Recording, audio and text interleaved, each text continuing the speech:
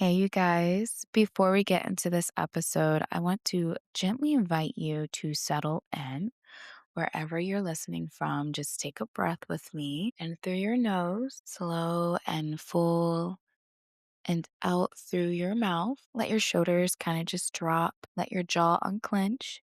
You don't need to rush into this conversation. This episode is meant to be received slowly. All right, welcome back to another episode of I'm Not Gonna Lie. I'm your host, Ashley, and today we're talking about something that's become really important to me in this season of life: spiritual hygiene, okay? In a very real, everyday, lived in way. Because the truth is, what we consume matters, not just physically, but spiritually, emotionally, and energetically. So let's get into it. When we think about hygiene, we usually think about our bodies, right? We shower, we wash our hands, we clean our homes, we pay attention to what we eat, but we don't often think about what we're feeding our spirit. And yet, from the moment we wake up, some of us are consuming something: conversations, music, content, opinions, energy, expectations, noise. Even the things we think are harmless or passive are shaping how we feel, how we move, and how we show up. Spiritual hygiene to me is about maintenance. It's not about fixing yourself or protecting yourself from the world entirely. It's about checking in. It's about asking, what am I taking in daily and how is it affecting me? You have to ask yourself these things. You hear me, Nemo? Because nothing enters us neutrally. Everything leaves some kind of imprint, even if it's subtle. I've learned that my spirit responds to things long before my mind does. There are days when I do feel off, a little irritated, a little tired, and a little disconnected. And when I slow down enough to notice, it's usually because I've been consuming too much without intention. And to be completely honest, and I'm not going to lie, I felt like that this weekend. I felt like I was just consuming way too much stuff, whether social media, or certain TV shows that are just kind of like a trigger in any type of way. And it does allow me to feel just a little disconnected than like my normal self. So it's a real thing. And there's certain things that you have to do to kind of get yourself back and connected and present and back to doing things with intention. And sometimes too much noise, too many opinions, and too much background stimulation and not enough presence is a way that's like attacking your spiritual self. Okay. And it's not a part of that spiritual hygiene that you want to have and you want to feel connected to. One of the biggest shifts I've made in my own spiritual hygiene is becoming more intentional about my mornings. I realize that whatever I consume first tends to set the tone for the rest of my day. If the first thing I reach for is my phone, my spirit immediately goes outward. And I know it's so hard to do, okay?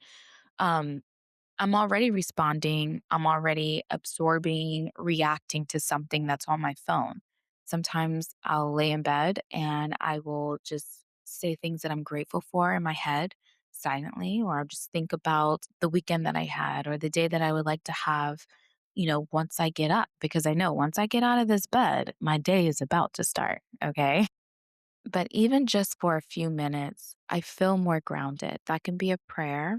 It can be journaling. I always sleep with a journal on the side of my bed, and whether it's a dream journal or just like my actual journals where I do all of my deviations and downloads. And sometimes it's just sitting with hot water and lemon, letting my thoughts arrive naturally instead of being interrupted by everyone else. And two, to make this a little more realistic too, because I do have a 4-year old, I do have to get him up and ready for school.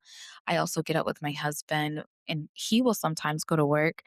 at like 5 o'clock in the morning. And I make sure that I'm up with him. I make sure that I'm speaking, a prayer over him, also giving him his own type of affirmations in the day so that he feels like he is setting his own intentions. But sometimes, we have to wake up before them and still make sure that we're getting that quiet time. And it's not necessarily like a task or a chore. You don't want it to feel like that. You want it to just be like, hey, I need 15 to 20 minutes of quiet time before everybody else gets up. And I want to set my intentions and I want to just be, grounded with my own presence and not interrupted. And those are some of the things that we have to do in order to really feel whole and start, having intentional moments and days. And it's a part of spiritual hygiene. Before we continue, I want to take a moment to pour into you for a second. I haven't done one of these at all this season. I took a break doing a few tarot readings. Nay, nay, nay. We are back. Okay. February is the month of love, healing, and alignment. And all month long, I am offering a special February tarot experience. This isn't just a quick pull, okay? This is intentional card reading designed to give you clarity on your love life, your purpose, your next steps, and what energy is surrounding you right now. If you've been feeling stuck, maybe a little confused, or just craving spiritual confirmation, then this deal is for you. All February, you can book my exclusive tarot special at a discounted rate of $30. Head to the description below, click the email link, and request the February tarot reading in the email. And let's tap into your energy together because clarity honestly changes everything.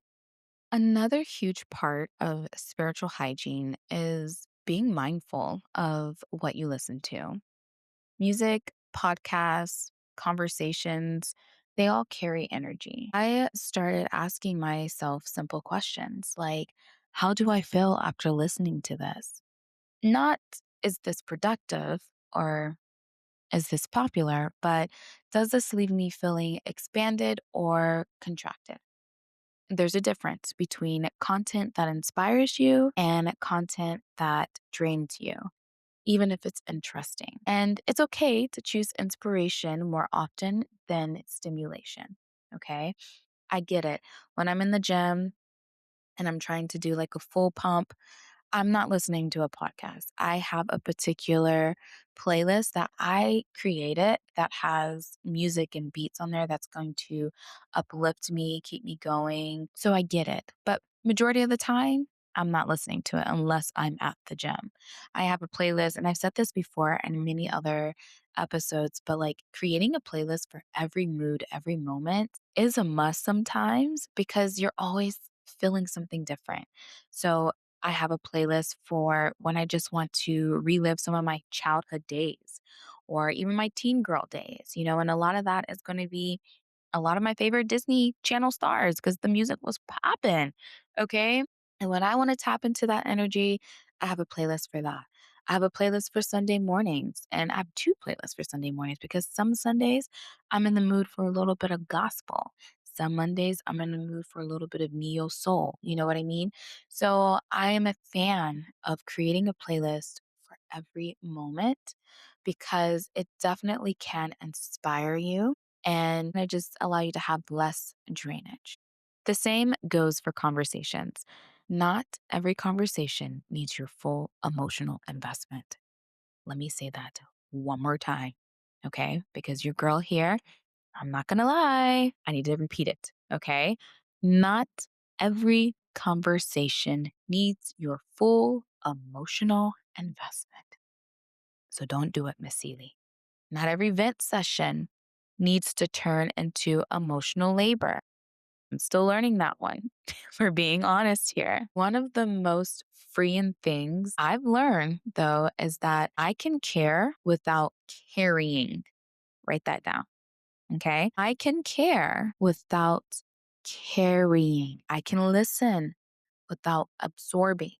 I can be supportive without taking responsibility for other people's emotion. That boundary alone has done wonders for my spiritual hygiene. I just want to say that.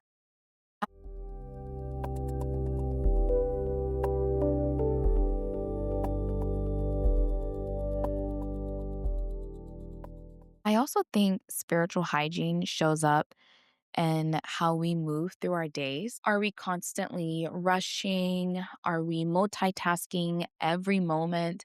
Are we allowing ourselves space to be bored, quiet, or even still? And that's really hard for a lot of people because a lot of people do not like just sitting still or even being alone, right? We're constantly doing something. We have to be doing something because our mind and our body is telling us we have to be doing this. If I'm not working, then I have to be doing something else to be working to or to be productive. And that's not necessarily the case. Okay. Slowness is deeply cleansing. Okay. Even something as simple as doing one thing at a time, cooking without a screen, walking without headphones, folding laundry in silence can feel like a spiritual reset, and it gives your spirit room to breathe. So it's not something you have to do all the time because I love to cook and listen to music on my iPad, or I'll sometimes love to cook and have a favorite show playing in the background. And when I do stuff like that, when I know that I want to have some type of noise in the back, I'll take my time cooking. There's no need for me to rush. Like, I love mincing. I don't want to take any type of easy way out to me. Like, I don't like buying jar garlic. I don't need cut up veggies and stuff. I don't mind taking my time and cutting up fresh vegetables and fruits or herbs that's needed. And that's just a personal thing. So I'm not going to lie, but that's something that I do. It allows me to feel more intentional when I'm cooking a meal for myself or for my family. And, I'm not gonna lie, I don't like folding laundry. It's not one of my things, but when I do, I don't mind doing it in complete silence, and just allowing my thoughts to kind of rest, allowing my body to kind of flow with the task itself and not rushing. And honestly, it does become enjoyable. That's a hard word for Elmo. No, it honestly becomes enjoyable. So it's little things like that that is taking care of our spiritual hygiene. Another thing that's become really important to me is curating my environment. So, my home, my car, my digital spaces, all of it. The scents I use, the lighting, the background sounds, these are all small things, but they add up. A candle, soft music, natural light. I have a candle going on right now as I record. I really can't stand lights. I have very sensitive eyes. So I love doing everything in the dark almost. But yeah, like I love creating a vibe and ambiance. Like I really do. It's not for play. It's one of my things, but it's just little small things like that that help me just feel connected, and it also signals safety to my nervous system. And a regulated nervous system makes it easier to hear your intuition, to feel joy, and to stay present, and spiritual hygiene also means knowing when to cleanse. Even with the best intentions, we still pick up things throughout the day. That's just life. So I've built in little rituals that help me release what isn't mine. I actually did that before I started recording because I woke up and I felt like I just had a lot of opinions and a lot of just other people's energy on me. And it's not that anything necessarily happened. Some days I just wake up and I'm like, oh my gosh, I need to be doing better. I need to be doing this, or I'm not going hard at the gym, or I'm not, I didn't do this for Hendrix. Like, it happens because we're human. And I literally, before I started recording, I was like, let me cleanse my energy. energy. I don't know if it's like an energy attack that's being sent my way, if it's even an energy attack that I'm doing myself. I need to just cleanse it. I can't get on here and record a podcast about spiritual hygiene and my own hygiene is fucked up. You know what I mean? Excuse my language. But, it's very valid and it's very honest. What is this podcast called? I'm not going to lie. So sometimes you have to have built in rituals. Okay. And that can be a shower at the end of the day, like an everything shower, really just taking your time in the shower. Sometimes it's changing the clothes as soon as you get home. I love doing that. I do not like wearing outside clothes. I don't know why. I was never like that. I just kind of started. Like, I just don't like wearing outside clothes in my house. Like, it's so weird. I can't really explain it, but it helps. Okay. Sometimes it's stepping outside for fresh air, opening up the windows. I am the queen of opening up windows. Rain, snow, tornado, it does not matter. A window will be open. Like, it's snowing right now, and my windows are open. Like, I need fresh air. I love fresh air. But these moments, they're not elaborate, and they don't have to be effective, but they are just very intentional. And they are part of my rituals that help cleanse my energy and my space.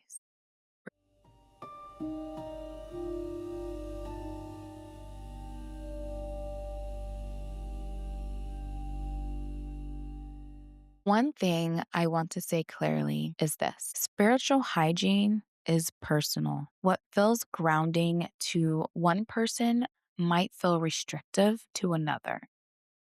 This isn't about rules, it's about awareness. It's about learning your own rhythms, your own sensitivities, your own needs. And those needs will change depending on the season you are in. Some seasons require more boundaries, some require more connection. Both are very valid. Don't compare the season that you're in to anyone else around you. And I know sometimes it's not intentional, we just do it, but really be present and focus on making sure you're not doing it because you have to. And this is, I guess, kind of what I was feeling this morning is that I cannot compare whatever season I'm in, whether it's motherhood, whether it's, fitness or work, career, school, whatever. I cannot compare that to anyone else. Just like they can't compare what they got going on, whatever season they're in, to mine. Okay. It's all about where you are at on your journey and being connected to that. If you're someone who feels deeply, who absorbs energy easily, who notices shifts in mood very quickly, kind of like me, spiritual hygiene isn't optional for you. Okay. It really is not optional for us, especially for my spiritual beings out there who either do tarot or Reikis, anything like that. It's not optional for us. It is essential. And it doesn't mean that we're fragile. It just means that we are perceptive. And it means that our spirit is very responsive. And that's a gift when it's cared for very properly. So definitely write down, what does your spiritual hygiene look like for you? How do you show up for yourself? How do you connect yourself to your hygiene? And how do you make it intentional?